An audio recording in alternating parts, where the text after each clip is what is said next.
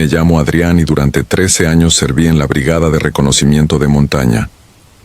De todas las patrullas en las que arriesgué la vida, solo una continúa despertándome sudoroso en plena madrugada, con la certeza de que aquello no fue una alucinación. Corría septiembre de 2006 cuando recibimos la orden de registrar una franja boscosa, entre Yécora y la Sierra de Bacanora, al sureste de Sonora. La instrucción sonaba rutinaria: localizar indicios de un laboratorio clandestino escondido entre los cañones. Éramos 9 hombres al mando del teniente Bonilla, curtidos en vértigo y polvo. Aún así, ninguno imaginaba la forma en que esa noche nos despojaría de toda presunción de valientes. El avance comenzó a las 19:00. El ocaso dejó pinceladas cobre en los riscos, y pronto solo quedó el murmullo del viento colándose entre pinos viejos que se alzaban, como vigías cansados. Íbamos en 2 Humvees, luces apagadas, siguiendo una brecha angosta de terracería.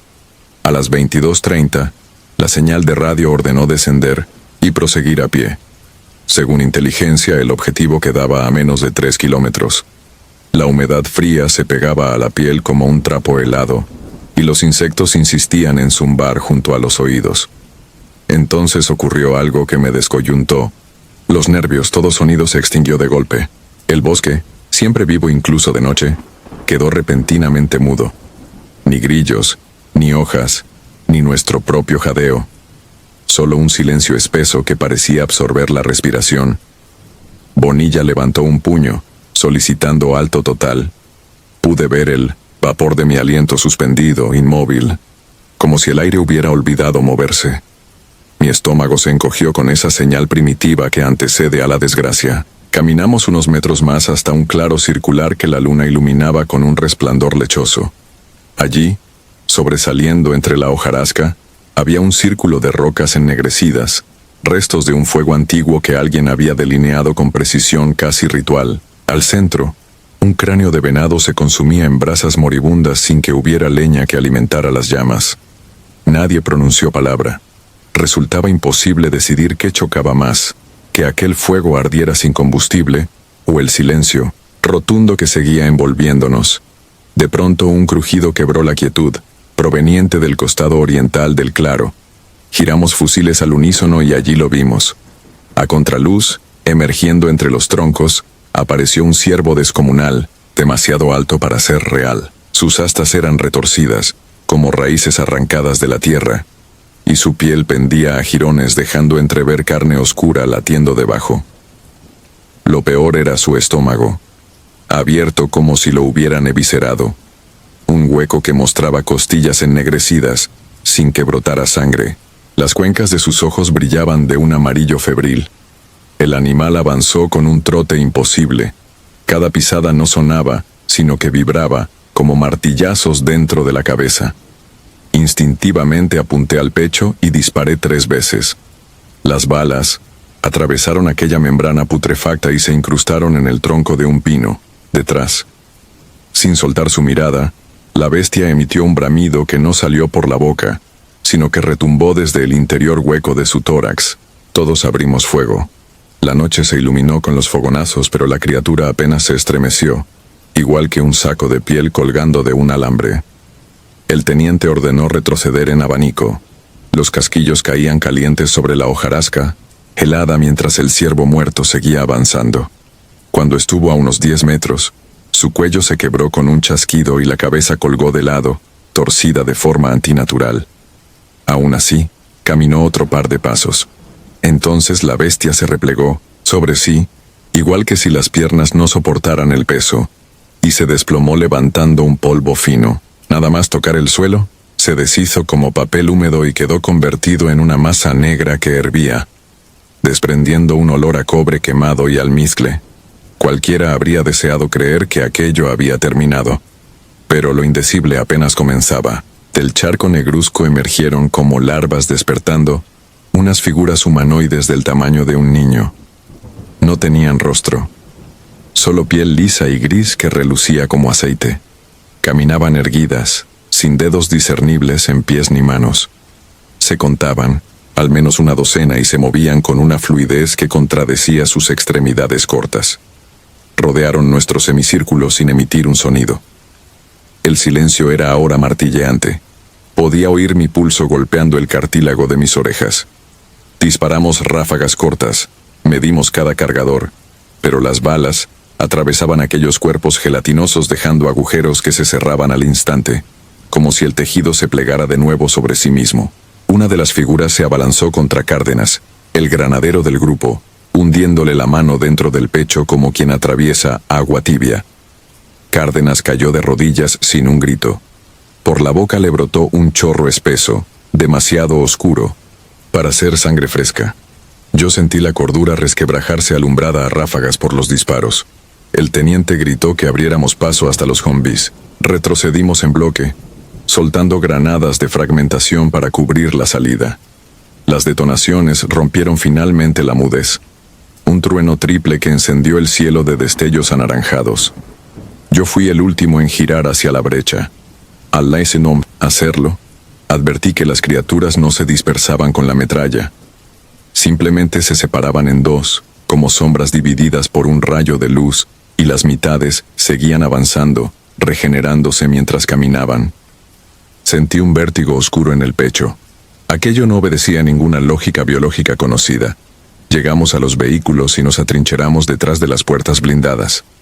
Salcedo montó la ametralladora Browning y barrió el claro, rociándolo con plomo ardiente. Yo lancé la última granada incendiaria y el fuego lamió los troncos como un latigazo, coloreando el bosque con luz anaranjada y negra.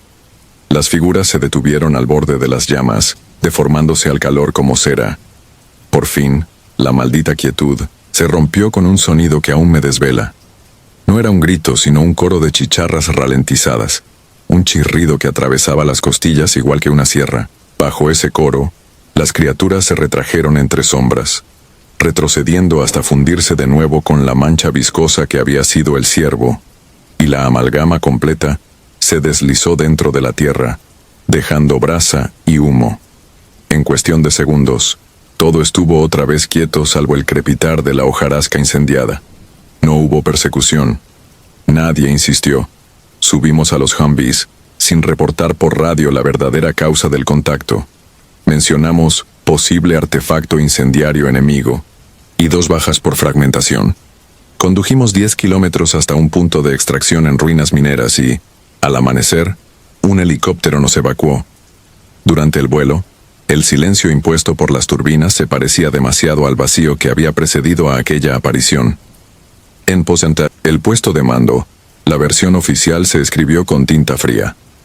Encontrados restos de fauna en descomposición, probable venado, y restos humanos que no pudieron identificarse. 2 elementos muertos en enfrentamiento con presuntos delincuentes.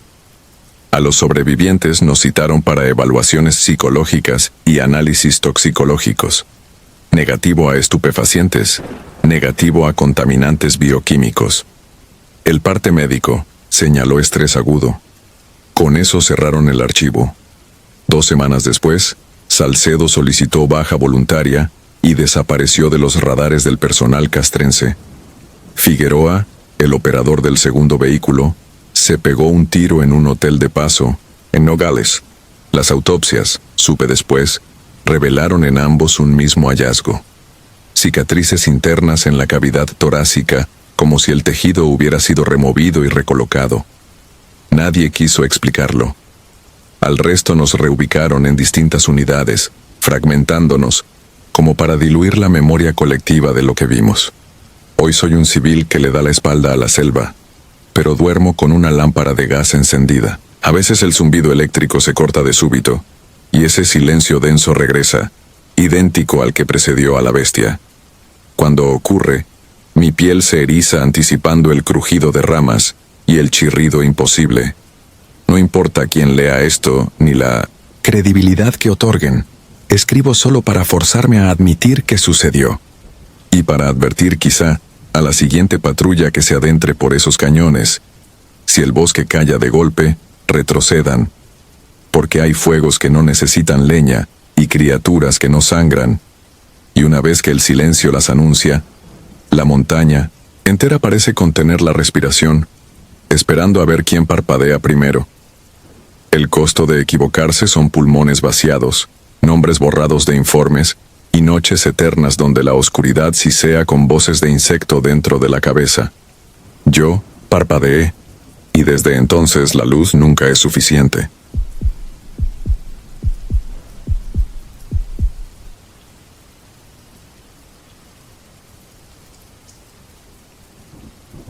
Me llamo Mauricio Lara, ex sargento segundo del 58 Mioto Batallón de Infantería.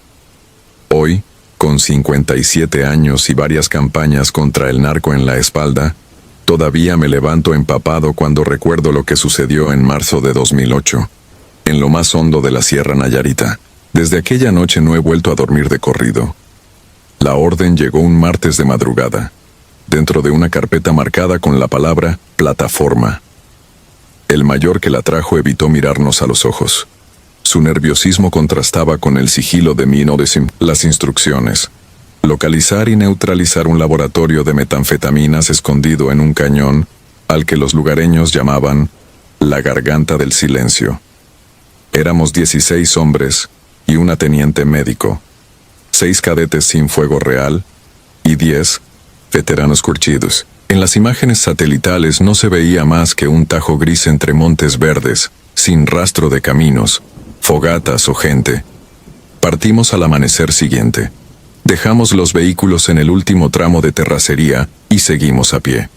Cada cual cargaba ración para 4 días y un rollo de cinta fluorescente para señalizar la ruta de vuelta. Los habitantes de los caseríos cercanos se escondían tras las puertas. Un anciano, al oír el nombre del cañón, murmuró que las piedras allá dentro no son de Dios. Lo tomé por superstición campesina. Ahora me arrepiento. El primer día fue rutina de selva, calor sofocante, garrapatas pegajosas y mosquitos zumbando en cada oreja. Montamos el campamento en un claro abovedado por árboles nudosos. Allí hallamos un venado putrefacto atravesado por un palo tallado con símbolos que no parecían letras ni números. El teniente Ramírez ordenó dejarlo intacto. Dijo que lo investigaría antropología forense. Nadie volvió a mencionar el tema en voz alta. El segundo día el terreno se cerró tanto que la luz apenas tocaba el suelo. El operador de radio se quejaba de un zumbido permanente, similar al de un generador lejano. Dentro del receptor encontró un polvo gris que no supo identificar. A media tarde topamos con un cerro de botas militares apiladas suela arriba. Algunas recientes, otras resecas hasta romperse. Las fotografiamos, sellamos las coordenadas y seguimos adelante. Retroceder jamás figura en los verbos del ejército. Al caer la tarde del tercer día, llegamos por fin a la quebrada. Un galpón metálico yacía a la orilla de un arroyo oscuro, como si alguien lo hubiera abandonado a mitad de una explosión. Las láminas del techo estaban dobladas hacia afuera, pero las vigas internas permanecían sanas. Dentro, tambores vacíos, tubos quemados y un olor metálico combinado con algo eléctrico, como el que queda en el aire después de una descarga. En una esquina encontramos una caja de madera sellada con lacre, sin logotipos. La dejamos allí, orden de Ramírez, y montamos guardia. Me tocó la medianoche con Paniagua. El silencio era tan denso que cualquier movimiento parecía sacrilegio. A la 1:13 exactos los grillos callaron de golpe. Paniagua señaló la ladera. Una silueta descendía despacio, cabeza gacha y brazos colgando. Di el alto reglamentario. Mi voz se hundió en un aire que sentí sólido. Enfoqué con la lámpara y comprendí que aquello no era un ser humano. Sin cabello, sin ropa, piel de barro seco, ojos lechosos enormes y una boca tan diminuta como la de un recién nacido. El instinto militar venció al terror y disparé 3 ráfagas. Las balas se hundieron en su torso sin sangre ni impacto seco, como si hubiera disparado a sacos de tierra húmeda. El resto de la unidad se desplegó. El artillero soltó un calibre 150, que abrió un hoyo que se cerró como arcilla mojada. Entonces, la criatura alzó la cabeza y vibró. No fue un gruñido que se oyera, sino una sacudida que se sintió en los huesos. Ramírez ordenó repliegue. Huyendo monte arriba, la noche parecía amarrada a la cara. Cada 20 metros escuchaba a mis espaldas un golpe hueco regular idéntico a un corazón gigante. El GPS marcaba bucles imposibles, La brújula giraba sin norte. Entre el caos perdimos al cabo Radillo. Cuando el cielo clareó, descansamos en un claro pétreo. Radillo no contestó al pase de lista. Encendimos la radio. Solo siseo. De pronto, emergió una voz deformada que parecía la suya. Puerta abierta. Corro con ellos. Se cortó y no volvió. La extracción aérea llegó al anochecer. Ascendimos en el Cougar con el alma encogida. En el hospital de Tepic nos hicieron analíticas y encefalogramas. Presentábamos picos de cortisol y patrones, anómalos de ondas cerebrales, pero nadie explicó nada. Al día siguiente firmamos un parte que describía instalación ilícita destruida, sin hostiles, sin bajas. 2 civiles de traje gris nos interrogaron por separado. Preguntaban por olores metálicos, interferencias en equipos, luces anómalas. Nunca mencionaron la criatura. Se llevaron mi chaleco, mis botas y el casquillo deformado del calibre .50 para análisis. Nunca los devolvieron. Esa noche entré al servidor interno usando una contraseña genérica de logística. Encontré 4 expedientes casi idénticos desde 1995. Patrullas enviadas al mismo cañón, siempre formadas con reemplazos, siempre con al menos un desaparecido y reporte de interferencias. El enemigo oficial era el narcotráfico. El real permanecía sin nombre. Borré mi rastro digital y pedí traslado. Lo aprobaron en 24 horas. Me retiré 2 años después, incapaz de sacudirme la culpa. Desde entonces vivo al filo del insomnio. Cada marzo la casa huele a encino mojado aunque no llueva, y a veces escucho 3 golpes secos en la pared, los mismos que marcaron nuestra huida. Conservo en un cajón la fotografía del cerro de botas y 3 casquillos deformes, reliquias de una lógica que se disolvió aquella madrugada. No busco absolución ni fama, solo que alguien recuerde que existen lugares que anteceden a la historia y que el mapa militar no alcanza a domesticar. Si algún día reciben la orden de internarse en un cañón, donde los relojes demoran y las brújulas enloquecen, recuerden mis palabras y huyan antes de que la oscuridad pronuncie su nombre, porque si se quedan, quizá una boca diminuta y unos ojos sin párpado les demuestren que la muerte no es el peor de los finales. El peor es seguir vivo, marchando al ritmo de un corazón que no se cansa jamás. Las piedras de la garganta del intocente silencio siguen allí, palpitando bajo el sol como si cada grieta fuera la puerta a algo demasiado antiguo para temer al hombre. Mientras esas piedras existan, habrá uniformes dispuestos a servir de carnada. Yo solo escribo y espero, contando los golpes que llegan a mi pared. Si un día dejan de sonar, sabré que la criatura ha aprendido a moverse sin ruido, y esa será la última vez que descargue este recuerdo sobre el papel.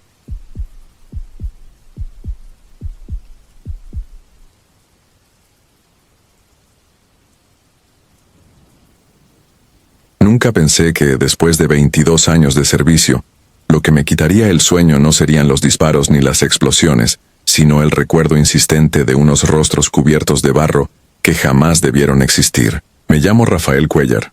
Fui capitán de infantería de la Marina peruana, y esto ocurrió en 2009, en la frontera selvática de Madre de Dios con Brasil, durante una misión que, en teoría, solo buscaba monitorear rutas ilegales de mercurio, usado por mineros clandestinos.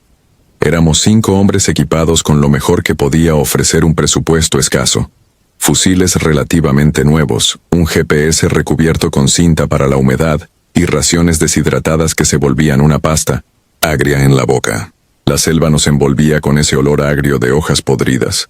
Los mosquitos lamían cada centímetro de piel, y el cielo, aún de día, parecía un techo de hojalata caliente que sudábamos por dentro de los cascos. Avanzábamos con el barro cubriéndonos, los tobillos cuando topamos con algo que nos detuvo. Unas huellas más hondas que las nuestras, frescas, demasiado uniformes para ser de cazadores locales. Seguimos aquella línea como se sigue una trenza de sangre después de un tiroteo. Cada 10 metros, uno miraba atrás para vigilar el flanco. Así llegamos a un claro diminuto donde descubrimos una fogata reciente y junto a ella, a otro pelotón. 5 hombres, idéntico número, Pero ahí acababan las coincidencias. Llevaban uniformes verde olivo descoloridos, el tipo de tela gruesa que dejó de fabricarse en los 90. Sus fusiles eran FAL belgas, reliquias que en mi país se retiraron hace décadas. El parche de pecho decía Batallón de Selva 54, una unidad brasileña que, yo lo sabía, se disolvió tras un motín interno en 1985. Pensé que era un error de la vista, tal vez un grupo de paramilitares con equipo robado. Sin embargo, la disciplina con la que se formaron para saludarnos era de academia. Espalda recta, mirada fija, talones que chocaban con un sonido seco. Me acerqué, levanté la mano y solté un ¿de dónde vienen? Solo uno respondió, el que parecía su comandante. Su castellano tenía esa cadencia amazónica antigua, casi musical. Dijo algo como, estamos en patrulla de rutina, capitán. El resto permanecía inmóvil, como estatuas de yeso sudoroso. La tensión duró apenas segundos. Luego emergió la camaradería instintiva de quienes se reconocen soldados antes que enemigos. Compartimos cigarrillos, raciones y un silencio incómodo, mientras el crepúsculo manchaba el follaje con un azul grisáceo. Me llamó la atención el brillo de sus botas, impecable en un terreno que nos tragaba a todos. Ninguno llevaba radio. Solo un gran PRC-77 tan limpio que parecía recién salido de depósito. Al caer la noche armamos una pequeña fogata. El sargento Vargas sacó de su mochila una bolsita de café soluble. El humo se mezcló con la bruma, espesa y junto al crepitar de la leña húmeda, el aire adoptó un tono casi irreal. Los brasileños hablaban poco. Cuando lo hacían, mencionaban ubicaciones que ya no figuraban en los mapas actuales. Uno contó algo sobre la represa inacabada de Tabocal y las emboscadas de 1983. Yo asentía, pero sentía un leve mareo, como si la conversación estuviera transcurriendo dentro de un sueño ajeno. En cierto momento, uno de mis hombres, el cabo Ríos, me susurró que sus fusiles no tenían seguro. Le respondí con un gesto. No íbamos a provocar nada. El cansancio nos cayó encima como un manto pesado. Acordamos turnos de guardia, aunque en la práctica todos dormitamos intermitentes. Recuerdo haber abierto los ojos cerca de la medianoche y ver, al borde del claro, la figura de uno de ellos mirando la selva con el arma colgada al hombro, inmóvil pese a la lluvia ligera que ya empezaba a golpear las hojas. Cuando la primera luz filtrada por la neblina nos devolvió al día, ya no estaban. No quedaba humo, brasas ni huellas recientes. El suelo, donde deberían haber quedado marcas de botas, aparecía liso, cubierto solo por la hojarasca habitual. Revisamos en silencio, cada cual mordiéndose el labio para no maldecir en voz alta. Solo hallé, sobre una raíz, un casquillo oxidado fechado en 1984. Demasiado viejo para haber sido disparado la noche anterior.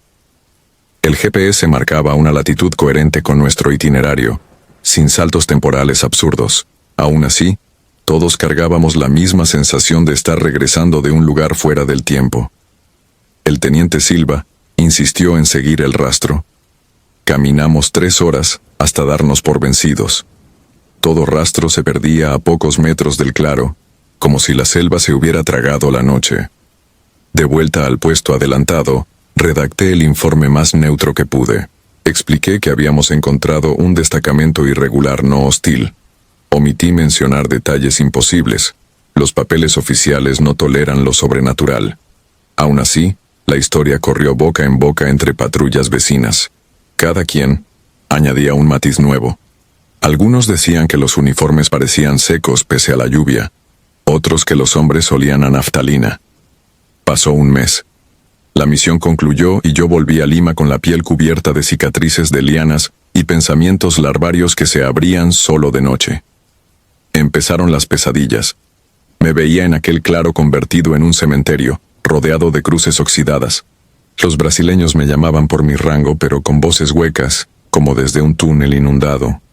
Me despertaba sudando, la imagen del casquillo entre los dedos. Decidí investigar por mi cuenta. Consulté archivos desclasificados del ejército brasileño, sitios que coleccionan historias bélicas, periódicos amarillentos. Así supe del batallón de Selva 54. En mayo de 1985, durante una operación contra contrabandistas, se internaron en la misma franja de selva donde estuvimos. Un deslave inesperado los sepultó junto con su radiotransmisor. 15 hombres desaparecieron bajo toneladas de barro. Los cuerpos nunca se recuperaron debido a la crecida del río. La foto de los desaparecidos acompañaba el artículo. El comandante de la unidad sonreía tímido, la misma mandíbula cuadrada que yo había visto iluminada por el fuego. No quise, o no pude, compartirlo con nadie de mi antigua sección. La lógica militar dicta que un capitán no se quiebre ante fantasmas. Aún así, cada noche el recuerdo se repetía, pero con un detalle que antes pasé por alto. Al lado del comandante, en aquella instantánea de 1983, se encontraba un quinto hombre con una cicatriz en la ceja izquierda. Esa misma cicatriz la tenía Ríos, mi cabo, quien juraba jamás haber sido fotografiado. Volví a mirar. No cabía duda. Era Ríos. Joven, con el mismo parche de unidad que hasta hoy conserva en casa. Al día siguiente lo cité en una cafetería del Callao. Le mostré la imagen. Su rostro palideció. Dijo no recordar esa foto ni haber pisado Brasil en los 80. Señaló tembloroso que la cicatriz se la hizo a los 16 con un machete. Nos quedamos en silencio, rodeados de ruido de tazas y cucharas, ambientados por un vals antiguo. Y comprendí algo que me heló la sangre. La patrulla fantasma no era solo del pasado. Se estaba reescribiendo a sí misma, sustituyendo piezas, robando identidades. Meses después acepté la baja voluntaria. Me instalé en un pueblo costero, intentando olvidar, pero algunas noches cuando el viento trae olor a tierra mojada, siento la distancia de aquel claro abrirse frente a mi cama. Escucho el chasquido de botas lustradas en suelo fangoso, y una voz ronca que no es humana, susurra el nombre de cada hombre de mi antiguo pelotón, menos uno. El que falta soy yo. Comprendo entonces que en algún sitio, un capitán anónimo ocupa mi lugar en una foto ajada, y que tarde o temprano, alguien más hallará mi rostro en los archivos de algún expediente polvoriento. No temo a la muerte, temo a no pertenecer al tiempo de los vivos ni de los muertos, a marchar sin destino en una jungla que no figura en ningún mapa. Porque allá afuera, bajo la lluvia perpetua, la patrulla fantasma sigue reclutando. Y sé que cuando mi turno llegue, tampoco dejaré huellas. Desde aquella misión duermo con la luz encendida y el fusil descargado apoyado contra la puerta. No me sirve de nada, lo sé, pero necesito sentir que aún decido algo.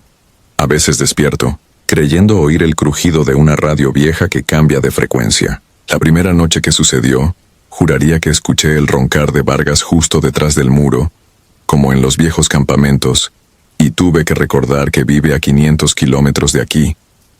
Si lees esto y eres soldado, no te fíes de uniformes, ni de escudos bordados. Hay pelotones que no obedecen órdenes de nuestros mandos ni de este tiempo. Si los encuentras, no compartas el fuego ni la comida, porque todo lo que ofrecen se pudre cuando sale el sol. Da media vuelta, anota la coordenada y aléjate. Sobre todo nunca aceptes ser contado entre ellos. La selva lo registra todo, incluso lo imposible, y también sabe borrar lo que un hombre cree que es su vida. Esta es mi confesión. No busco consuelo ni absolución, solo dejar constancia. Porque el terror más puro no es el que te mata, es el que te reescribe, letra por letra, hasta que un día alguien encuentre tu nombre en un informe amarillento y no seas capaz de reconocerte.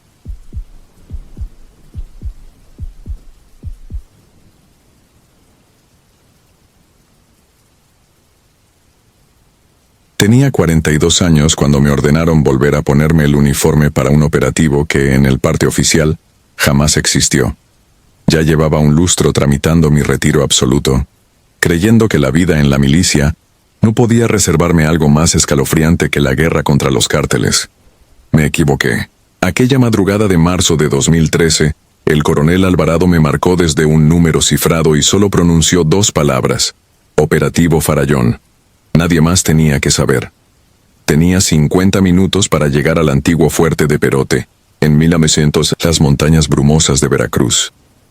Mientras conducía, El asfalto se desdibujaba bajo la neblina y sentía un sudor helado resbalarme por la nuca. Recordé los rumores de pueblos fantasma en esa región, de brujería mezclada con narcotráfico, de túneles coloniales convertidos en santuarios profanos. Cuando crucé la garita del fuerte todavía era de noche cerrada. Las luces de sodio dejaban ver siluetas de soldados listos, armas acepilladas, semblante tenso. Nadie hablaba más de lo necesario, como si presentaran el mismo nudo en la garganta que yo. Nos informaron que inteligencia había rastreado una red de explotación clandestina y contrabando de órganos infantiles en un convento jesuita abandonado, oculto en la ladera del Cofre de Perote. Las imágenes satelitales mostraban vehículos entrando solo de noche. El plan era sencillo en papel: irrumpir, asegurar el lugar, extraer a los cautivos. Pero las fotos habían revelado algo inquietante. En el patio central se distinguían círculos de yeso negro, velas dispuestas en forma de espiral y manchas oscuras que no parecían gasolina. Partimos a las 0340 H, 11 hombres en 2 Humvee envejecidos cuyos motores retumbaban como jaurías metálicas. El teniente Beristain, un tipo parco y de manos nudosas, revisaba un croquis ajado con la linterna roja. Nunca olvidaré su rostro cuando cruzamos la última curva. La fachada del convento se alzaba, agrietada y lúgubre, con vitrales rotos que parecían ojos huecos mirando la montaña. El aire olía a tierra empapada y a algo rancio, casi ácido, que hacía arder la garganta. Ingresamos por la sacristía derruida. El cabo Villeda colocó un ladrillo de pentrita en la puerta clausurada del claustro. Un estallido opaco abrió la madera carcomida y por un segundo me pareció que la montaña exhalaba desde dentro. Avanzamos en formación, pasillos estrechos, muros cubiertos de moho que rezumaban un líquido viscoso. La luz de mi linterna se reflejaba en cruces invertidas garabateadas con carbón.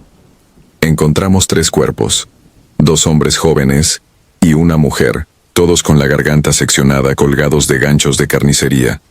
Ninguno parecía llevar más de un día muerto. Llegamos al patio principal a las 0412 H. Allí estaba el corazón del horror. 12 figuras vestidas con túnicas bermellón entonaban un cántico gutural alrededor de una mesa de piedra. Sobre la losa yacía un niño inconsciente, abdomen marcado con símbolos de sal.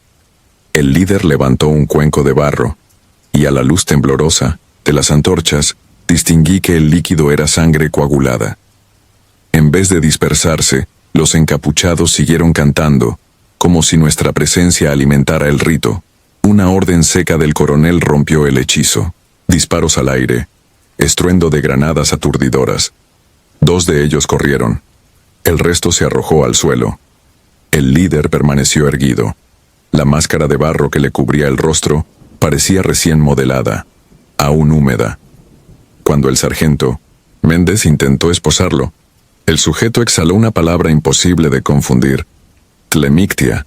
Se sintió como un silbido que atravesó el aire y se me clavó en el estómago. Una sílaba cargada de electricidad. Méndez dio un paso atrás, como empujado por una fuerza invisible. Lo remolcamos entre 4 y empezamos la extracción. El menor sobrevivió, pero el convento siguió succionando nuestra cordura. En la cripta encontramos órganos refrigerados en neveras de camping, manuscritos con diagramas anatómicos y, sobre todo, una pared cubierta de fotografías Polaroid de niños sin ojos firmadas con fechas consecutivas. El más antiguo databa de 1991. Cuando regresé a la superficie, el sol tímido ya coloreaba el horizonte. Sin embargo, el lugar permanecía sumido en penumbra, como si absorbiera la luz. Aquella misma tarde trasladamos a los 14 detenidos a la base aérea. El enmascarado fue enviado en aislamiento. Durante el trayecto nunca dejó de balbucear un rezo en náhuatl arcaico, juzgando por las entonaciones que luego confirmarían los lingüistas. Intenté no escucharlo, pero sus murmullos se pegaban al interior del casco. Reptaban por mis oídos y sembraban imágenes que preferiría no describir. Farallón se declaró un éxito operativo, al menos oficialmente. Me otorgaron el ascenso a subteniente honorario. Pero el precio se contó fuera de los archivos. El primero en quebrarse fue Méndez. 2 semanas después del asalto, despertó cubierto de equimosis, que parecían pencas de maguey impresas en la piel. Aseguró sentir un latido ajeno dentro de su pecho, justo antes de desvanecerse. Los médicos no hallaron causa. 3 días más tarde sufrió un paro cardíaco. Luego cayó el radiooperador Campos, quien se disparó en la sien tras afirmar que los ladrillos del convento se agrietaban en sus sueños y dejaban salir brazos diminutos que lo estrangulaban. Las autopsias de ambos arrojaron resultados indeterminados. Beristain llegó a mi casa una noche de abril, pálido como la cal de los muros franciscanos. Dejé que se derrumbara en el sofá.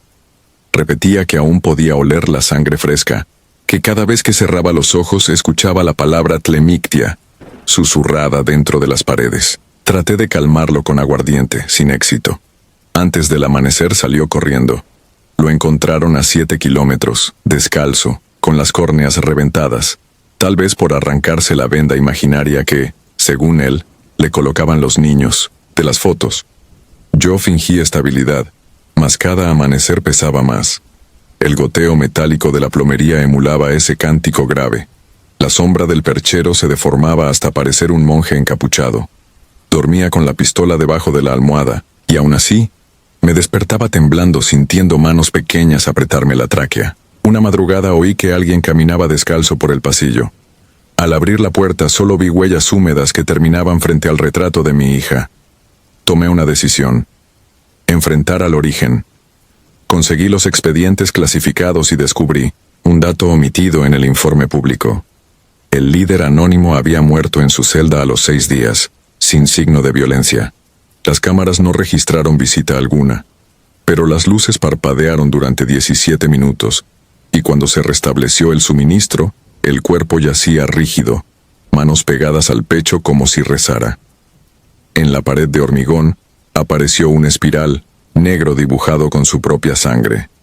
El expediente concluyó con 3 palabras: caso cerrado, superstición. Tomé mi camioneta y regresé al convento sin autorización. Era mayo cuando el viento huele a azufre húmedo entre cafetales. Apenas crucé la arquería del atrio. El silencio me envolvió como un agua espesa. Bajé a la cripta con una linterna y un bidón de gasolina. Quería quemar cualquier vestigio, borrar el epicentro de tantas muertes. Sin embargo, al pisar el último escalón, comprendí que el lugar estaba despierto. Las velas apagadas ardían, con pábilos invisibles, y sobre la mesa donde hallamos al niño crecía algo que parecía cartílago humano fusionado con raíces. Vertí el combustible sobre los montones de fotos y las hojas de rituales. Chispeé el encendedor. El instante exacto en que la llama prendió escuché la misma palabra nítida al ras del oído: tlemictia. La sangre se me heló, pero no retrocedí.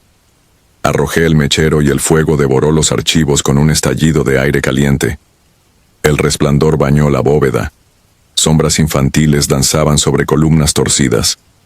Empezaron a reír, una risa seca, anciana, que no podía salir de gargantas juveniles. Salí tropezando entre chispas y explosiones de vidrio.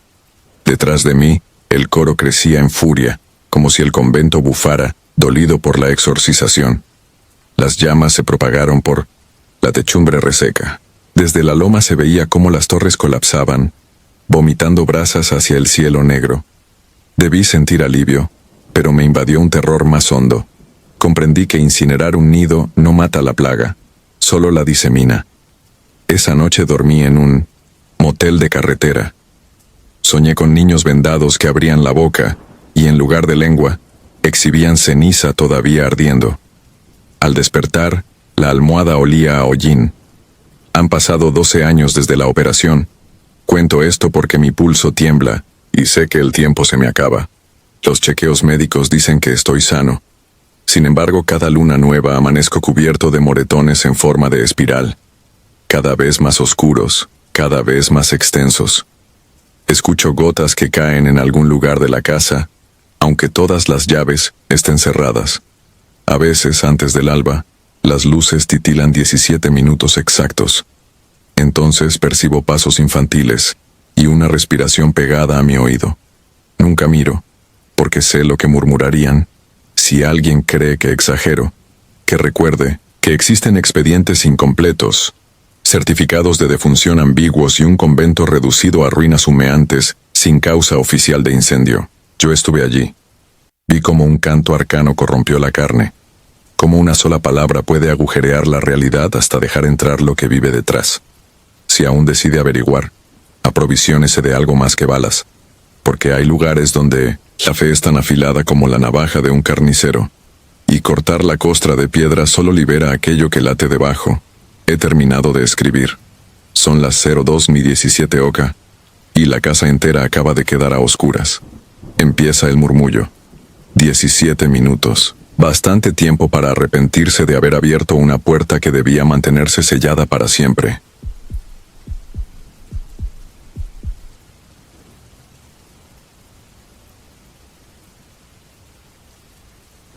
Me llamo Gabriel Ruiz, capitán retirado del 24º Batallón de Fuerzas Especiales.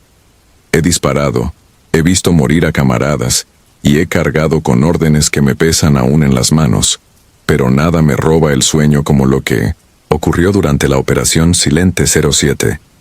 Aún hoy, 18 años después, cierro los ojos y siento aquel olor metálico flotando entre los árboles de la Sierra de Tamaulipas. Era abril de 2007.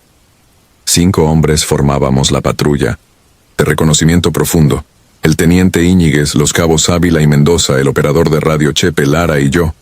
La misión, supuestamente sencilla, consistía en infiltrar una zona montañosa que el cártel usaba para retransmitir señales, destruir antenas, recolectar coordenadas, salir en 48 horas. El helicóptero nos dejó al anochecer y desapareció tras una muralla de nubes bajas. Desde el primer paso, sentí que la sierra respiraba otra cosa. La humedad olía a óxido, como si la tierra sangrara. Avanzamos sin novedad hasta pasada la medianoche. El terreno era un laberinto, de brechas antiguas y lomas empinadas cubiertas de encinos ralos y brezos que exudaban neblina. El GPS perdió señal. La brújula marcaba rumbo distinto cada vez que la consultábamos. Cuando el altímetro del teniente comenzó a fluctuar sin motivo, ordenó alto y buscar refugio temporal. Ninguno discutió. La niebla se espesaba tanto que la luz infrarroja de nuestras linternas apenas alcanzaba para ver las botas. Fue entonces cuando vimos la estructura. Entre los troncos emergía un edificio de adobe ennegrecido, con un campanario hundido en la maleza. No figuraba en los mapas, ni militares ni civiles. Y sin embargo allí estaba, sólido e imposible, iluminado por una débil lumbre roja que danzaba detrás de las rendijas. Parecía la capilla de un pueblo fantasmal que hubiera sido tragado por la montaña. Nos acercamos en silencio, fusiles listos. No había ni grillos ni viento, solo el crujir de nuestras correas. Desde una rendija distinguí algo que me erizó la nuca. En medio de la nave, donde debería estar el altar, ardía un fogón improvisado. Sobre él un barril troceado funcionaba como caldero. En su interior, un líquido espeso burbujeaba, y flotaban placas metálicas que reflectaban la brasa. Alcancé a leer una. R. Villalobos. Una placa militar. El teniente hizo seña de irrupción. No rompimos puertas. La madera podrida cedió con un susurro. Cuando la linterna bañó la nave, descubrimos al hombre tras el caldero. Vestía un uniforme antiguo, franjas descoloridas de la Fuerza Aérea Mexicana de los años 70. La tela colgaba de un cuerpo tan enjuto que la insignia le bailaba sobre el esternón. Su piel parecía pergamino y los ojos, 2 cuencas veladas por una catarata lechosa.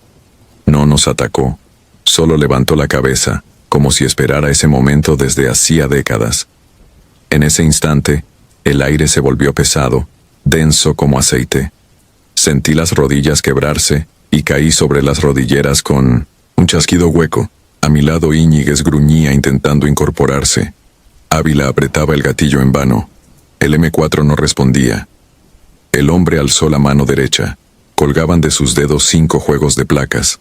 Las golpeó con el índice una tras otra, tintineando. Un murmullo salió de su boca, más viento que voz.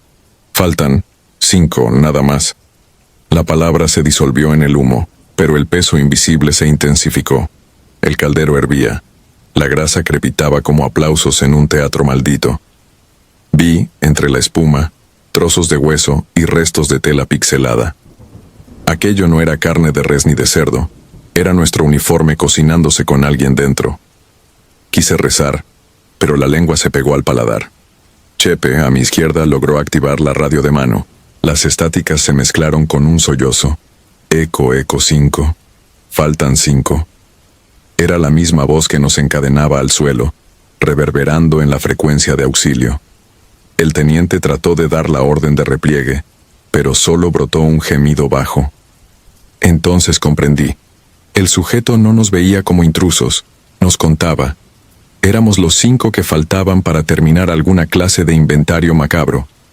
La adrenalina nubló el miedo y funcionó como cuchillo en cuerda vieja. Con un rugido me obligué a girar sobre un codo. Saqué la pistola y apunté a la lámpara de queroseno que pendía sobre el barril. Un disparo. El vidrio estalló y el aceite ardiente se derramó sobre el fogón. La llama lamió la pared y el hechizo se resquebrajó. El aire volvió a pesar lo normal. Nuestros músculos respondieron. Íñiguez gritó, ¡fuera! Y rodamos, entre bancos renegridos, pisando huesos y placas quemadas. El humo negro nos tragó, pero también nos ocultó de la mirada muerta del custodio. Corrimos ciegos a través del vestíbulo derruido, reventando tablones y telarañas.